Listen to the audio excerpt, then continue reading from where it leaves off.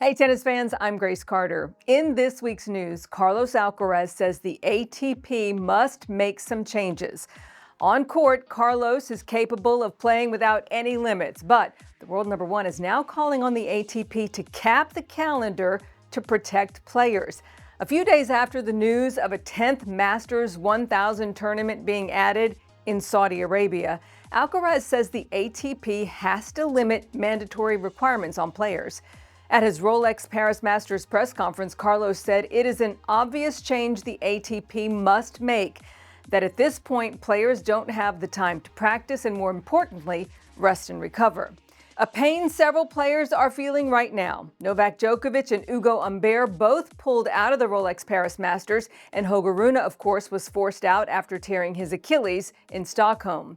Alcaraz says these mounting injuries and withdrawals aren't good for the game, and it reinforces that players are being pushed beyond their physical limits. Critics, though, say if that's true, why did Carlos join 5 other players jetting to Saudi Arabia to play the Six King Slam for the second straight year?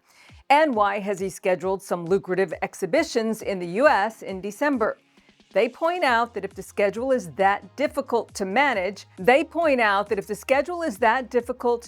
physically, why not just rest and recover in December? Carlos says the week after week pounding that players absorb from the schedule and the constant travel has a cumulative impact on their health. Alcaraz says he needs to think it out, but he will likely suggest a cap on the total number of matches that players should be required to play in a single season. So we're going to throw it over to you now. We've been hearing more about this from players lately, and many of you have commented that the season is too long. So regarding the calendar, should the ATP reduce it, or should each player craft his own schedule?